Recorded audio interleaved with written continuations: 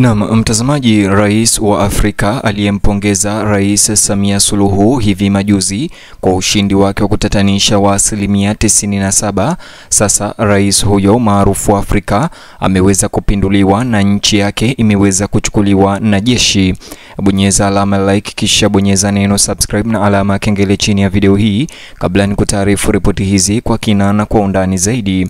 Mnamo Novemba tarehe 26 mwaka 2025, taifa la Guinea Bissau lilitumbukia tena katika sintofahamu ya kisiasa baada ya jeshi kutangaza rasmi kuwa limechukua udhibiti wa nchi hiyo na kupindua serikali na kusimamisha mchakato wa uchaguzi wa urais na wabunge.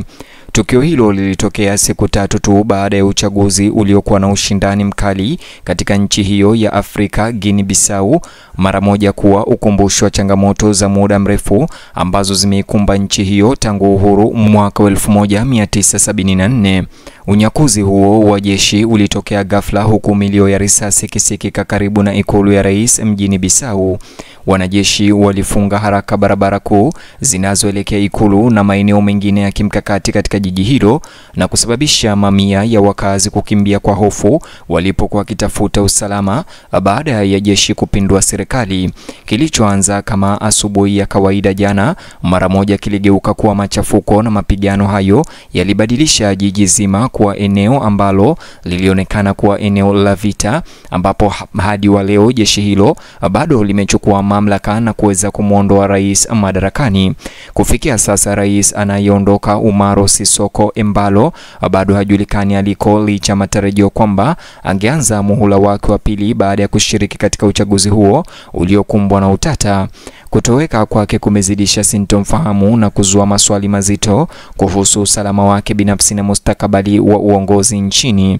Uamuzi wa jeshi kunyakua mamlaka na kupindua serikali unakuja huku kukiwa na hali ngumu ya kisiasa nchini humo. Mtazamaji, rais huyu ambaye amepinduliwa huko Guinea Bissau ndio rais wa kwanza aliyeweza kumpongeza Rais Samia Suluhu baada ya kushinda katika uchaguzi wa Oktoba 29. Hata hivyo, sasa hivi pigo kubwa limempata rais huyo baada ya kutoroka baada ya jeshi kuweza kupindua serikali au utawala wake. Hili lilizidisha mvutano na kufufua kumbukumbu za mgogoro wa kisiasa wa mwaka 2019 wakati wagombeaji wawili walidai ushindi kwa wakati mmoja na kuliingiza taifa katika kipindi kirefu cha mkwamo. Sasa hivi jeshi limesema ya kwamba halitakubali kitendo kama hicho cha mwaka 2019 kuweza kujirejelea, na hivyo wakaweza kupindua serikali. Guinea Bissau imekabiliana na ukosefu wa utulivu wa kisiasa kwa miongo kadhaa. Tangu mwaka 1974 nchi hiyo tangu ipate uhuru imekumbwa na mapinduzi manne ya kijeshi, jambo linaloonyesha wazi udhaifu na uendelea ndani ya taasisi zake za kisiasa na kijamii. Uchaguzi wa mwaka huu ulikumbwa na utata baada ya mahakama ya juu kufutilia mbali chama kikuu cha upinzani kinachofahamika kama PAIGC cha Guinea Bissau na mgombeaji wake mashuhuri wa upinzani anayefahamika kwa jina la Domingos Simões Pereira. Wengi waliona hatua hiyo kama uamuzi uliochochewa kisiasa unaolenga kuondoa ushindani wa kweli na kupata faida kwa Embalo ambaye ndiye rais aliyependuliwa sasa hivi. Uamuzi wa mahakama ulizua hasira na kuzidisha mashaka juu ya uhalali wa mchakato mzima wa uchaguzi wa nchi hiyo ya Guinea Bissau. Zaidi ya wanausalama 6780 wakiwemo wanachama wa kikosi cha usalama cha ECOWAS walikuwa wametumwa kudumisha utulivu wakati wa uchaguzi. Hata hivyo, uwepo wao haukuzuia kuzuka kwa ghasia na hatimaye kushindwa kuwazuia wanajeshi kunyakua madaraka, na mwishowe jeshi lilifanikiwa kupindua serikali hiyo. Hali hii inaangazia vikwazo vya juhudi za kikanda za kuhakikisha utulivu wa kisiasa nchini Guinea Bissau. Sasa ECOWAS, shirika ambalo mara kwa mara hupeleka vikosi vya kulinda amani katika mataifa ya Afrika Magharibi yanayokumbwa na mizozo, sasa linakabiliwa na changamoto ya kuamua hatua zake zinazofuata baada ya jeshi kuweza kupindua serikali hiyo. Jumuiya ya kimataifa bado haijatoa tamko lolote rasmi kuhusiana na unyakuzi huo wa kijeshi au mapinduzi hayo. Ukimya huu unaweza kufasiriwa kwa njia mbili.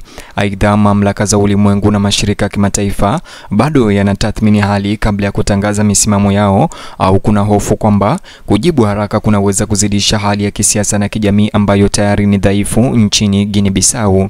Hata hivyo, historia ya nchi hiyo ya Afrika inaonyesha kuwa ukimya wa muda mrefu kutoka kwa jumuiya ya kimataifa mara nyingi hutengeneza nafasi kwa jeshi kusisitiza mamlaka yake bila shinikizo kutoka nje.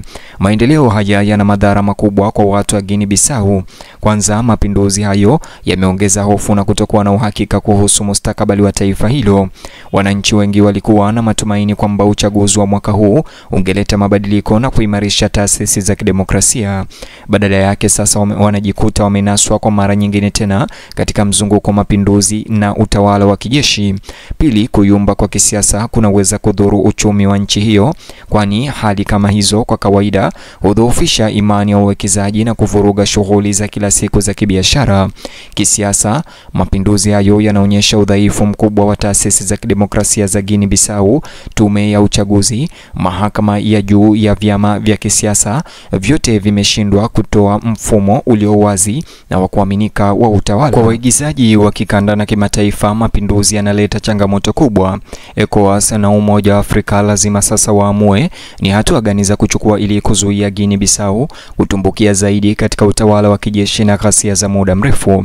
Zaidi ya hayo, mataifa makubwa ya kimataifa kama vile Marekani, Ufaransa na Ureno, mtawala wa zamani wa kikoloni, yanatarajiwa kueleza misimamo yao ya hivi karibuni.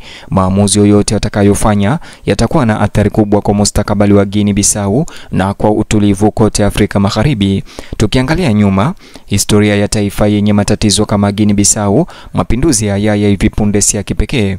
Tangu uhuru, Guinea Bissau imevumilia unyakuzi wa kijeshi mara kwa mara, mizozo ya kisiasa na udhaifu wa kitaasisi. Mtindo huu umeifanya nchi hiyo kuwa alama ya changamoto pana zinazokabili mataifa mengi ya Afrika Magharibi ambayo bado yanajitahidi kujenga mifumo thabiti ya kidemokrasia yenye uwezo wa kuhimili mivutano ya kisiasa. Matokeo ya Novemba 26 mwaka 2025 yanasisitiza ukweli kwamba Guinea Bissau bado haijapata suluhu la kudumu kwa matatizo yake ya kisiasa. Uamuzi wa jeshi kusimamisha mchakato wa uchaguzi unaonyesha udhaifu wa kitaasisi uliokita mizizi na changamoto zinazoendelea za kidemokrasia zinazokabili taifa. Mvutano unapoongezeka katika nchi hiyo ya Afrika kwa rais huyo ambaye alikuwa rais wa kwanza kumpongeza Samia Suluhu kwa ushindi wake wa kutatanisha ndani ya mji mkuu na katika taifa zima la Guinea Bissau. Wananchi wengi wa taifa hilo sasa wanasubiri mawasiliano ya wazi kutoka kwa viongozi wa kijeshi ambao hadi sasa wametoa maelezo machache kuhusu nia yao ya muda mrefu. Ukimya wao umeongeza tu hofu ya umma, haswa miongoni mwa jamii ambazo hapo awali zimebeba mzigo mkubwa wa ukosefu wa utulivu wa kisiasa.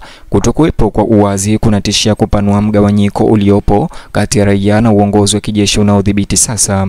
Waangalizi wa kikanda wanaonya kuwa ukosefu wa utulivu wa Guinea Bissau unaweza kusambaa hadi katika nchi jirani za Afrika Magharibi ambazo tayari zinapambana na mivutano yao ya kisiasa. Nchi wanachama wa ECOWAS zina wasiwasi hasa kuhusu uwezekano wa kutokea mzozo mwingine wa muda mrefu katika eneo hilo. Wakati ambapo uvamizi wa kijeshi umekuwa ukiongezeka mara kwa mara katika Afrika Magharibi, uongozi wa kambi hiyo unatarajiwa kuitisha mashauriano ya dharura ili kutathmini mkakati wake na kukubaliana na hali hiyo. Vyanzo vya kidiplomasia vinaonyesha kuwa serikali kadhaa za kigeni zinafuatilia kwa karibu hali hiyo, hasa kutokana na historia ya nchi hiyo ya mitandao ya biashara ya dawa za kulevya ambayo mara nyingi hushamiri nyakati za utawala dhaifu.